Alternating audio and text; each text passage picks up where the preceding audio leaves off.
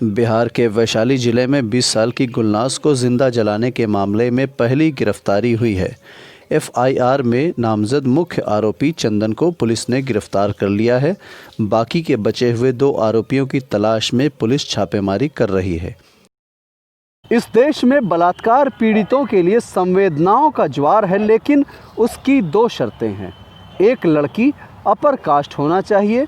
दूसरे, अगर बलात्कारी का नाम उर्दू भाषा में हो। लेकिन लड़की अगर दलित या मुस्लिम है तो आरोपियों की गिरफ्तारी तक नहीं होगी। इस बार छेड़खानी का विरोध करने पर बिहार वैशाली की गुलनाज को केरोसिन डालकर जला दिया गया, जो चुनाव के दौरान पटना अस्पताल में 15 दिन तक जीवन और मृत्यु के बीच संघर्ष करते हुए हार गई। एक और लड़की अपनी अस्मत रेजी का चंदन तिलक इस देश के माथे पर लगाकर दुनिया से चली गई।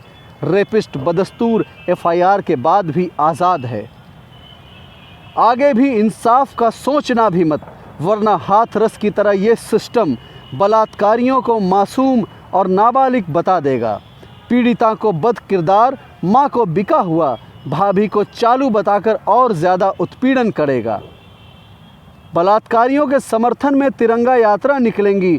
अगली बार दोनों बलात्कारी सम्मानित सांसद, विधायक, मंत्री हिंदू हृदय सम्राट बनकर आपके बीच खड़े होंगे। आज स्टेशन चौक पर राष्ट्र सेवा दल द्वारा उदय जी की अध्यक्षता में हाथों में पोस्टर लेकर बिहार के वैशाली जिले में घटित गुलनाज की निर्मम हत्या के विरोध में प्रतिरोध सभा का आयोजन किया गया। सभी ने आरोपियों को कड़ी से कड़ी सज़ा देने की मांग की।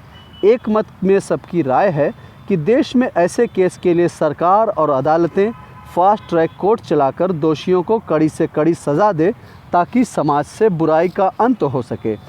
इस अवसर पे उदय जी, सार्थक भरत, शादमान रहमान, ज़ीशान रिजवी, मोहम्मद माज, रामानंद पासवान, अदनान, मोहम्मद नदीम के अलावा कई लोग मौजूद थे।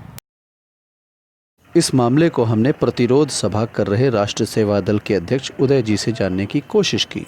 मामला क्या है सर, बताएं। हम लोग यहाँ पर पिछले दिनों वैशाली जिले के रसलपुर गांव में गुलनाज नाम की एक लड़की को जलाने की कोशिश की। बाद में 17 दिनों बाद उसने हॉस्पिटल में दम तोड़ दिया। उसी के विरोध में इतने दिनों तक जो आरोपी थे वो घूमते रहे। पता चला है कि एक और आरोपी की गिरफ्तारी हुई है, लेकिन 17 दिनों तक मामले को दबा के रखा गया, इसलिए कि चुनाव में ये मामला उठेगा तो ये तूल पकड़ेगा। इसलिए हम लोग यहाँ पर इकट्ठे हुए हैं कि देश में, बिहार में जो बलात्कारी संस्कृति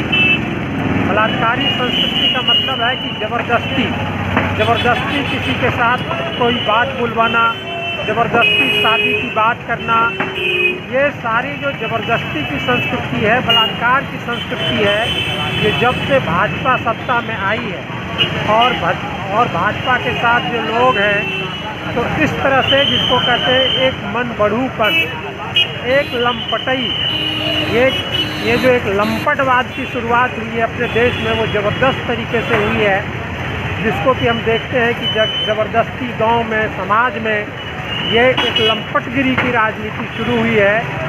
और जो महिला विरोधी चरित्र है, जो सामंतवादी तरीका है लोगों का, ये दिखाई दे रहा है। ये केवल लॉ एंड ऑर्डर का फेल्योर नहीं है, एक जो स्त्री विरोधी मानसिकता है कि किसी लड़की को या किसी भी व्यक्ति को अपना निर्णय लेने का अधिकार नहीं है। हम ज़बरदस्ती अपने दबंगई के बल पर अपना निर्णय उसके ऊपर थोपेंगे।